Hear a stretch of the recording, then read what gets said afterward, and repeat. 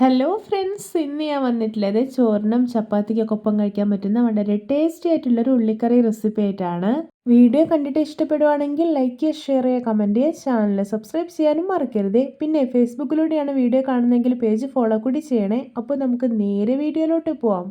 ഞാനിവിടെ ഒരു ബൗൾ എടുത്ത് വെച്ചിട്ടുണ്ട്. ഇതിലോട്ട് 1 ടേബിൾ സ്പൂൺ കടലപ്പൊടി, 3/4 ടേബിൾ സ്പൂൺ കാശ്മീരി മുളക് പൊടി, 1/4 ടേബിൾ സ്പൂൺ കുരുമുളക് പൊടി ഇതെല്ലാം ഇട്ട് കൊടുക്കാം. ഇനി ഇതിലോട്ടൊരു 1 ടേബിൾ സ്പൂൺ തൈര് ഒഴിച്ചു കൊടുക്കാം. പിന്നെ കുറച്ച് വെള്ളം കൂടി ഒഴിച്ചിട്ട് നല്ലപോലെ ഒന്ന് മിക്സ് ചെയ്ത് മാറ്റി വയ്ക്കാം. ഞാനൊരു കടായി അടുപ്പത്ത് വെച്ചിട്ടുണ്ട്. ഇതിലോട്ട് 2 ടേബിൾ സ്പൂൺ ഓയിൽ ഒഴിക്കാം. ഓയിൽ ചൂടായിട്ട് വരുമ്പോൾ 2 വറ്റൽമുളക്, 1 ടീസ്പൂൺ കടുക്, കുറച്ച് കറിവേപ്പില ഇതെല്ലാം ഇട്ടിട്ടൊന്ന് ഫ്രൈ ചെയ്തെടുക്കാം. ഇനി ഇതിലോട്ടൊരു 4 അല്ലി വെളുത്തുള്ളി അരിഞ്ഞതും ഒരു കഷ്ണം ഇഞ്ചി അരിഞ്ഞതും ഇട്ട് കൊടുക്കുന്നുണ്ട്. എന്നിട്ടൊന്ന് ഇളക്കിയെടുക്കുകയാണ്.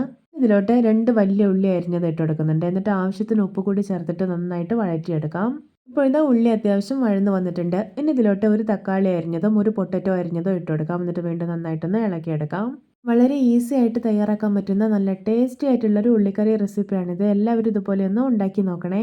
ഇനി ഇതിലോട്ടൊരു 1 ടേബിൾ സ്പൂൺ മുളക് പൊടിയും 1/2 ടീസ്പൂൺ മഞ്ഞൾപ്പൊടിയും ഇട്ട് കൊടുക്കുന്നുണ്ട്. എന്നിട്ട് നന്നായിട്ടൊന്ന് മിക്സ് ചെയ്തെടുക്കാം.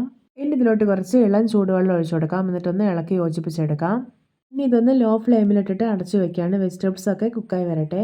ഇപ്പോൾ ഇതാ കറി കണ്ടോ നല്ലപോലെ ഡ്രൈ ആയി വന്നിട്ടുണ്ട്. വെജിറ്റബിൾസ് ഒക്കെ നല്ല പാകത്തിന് തന്നെ കുക്കായി കിട്ടിയിട്ടുണ്ട്.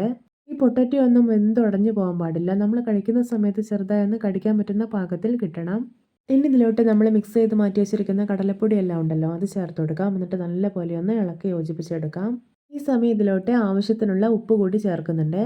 ഇനി ഇതൊന്ന് തിളച്ച് വരട്ടെ. ഇപ്പോൾ ഇതാ കറി തിളച്ച് വന്നിട്ടുണ്ട്. ഇനി ഇതിലോട്ട് ഒരു 1 ടീസ്പൂൺ ചിക്കൻ മസാലയും കുറച്ച് മല്ലിയില അരിഞ്ഞതോടെ ഇട്ട് കൊടുക്കാം. എന്നിട്ടൊന്ന് ഇളക്കിയെടുത്തതിന് ശേഷം വാങ്ങി വെക്കാവുന്നതാണ്.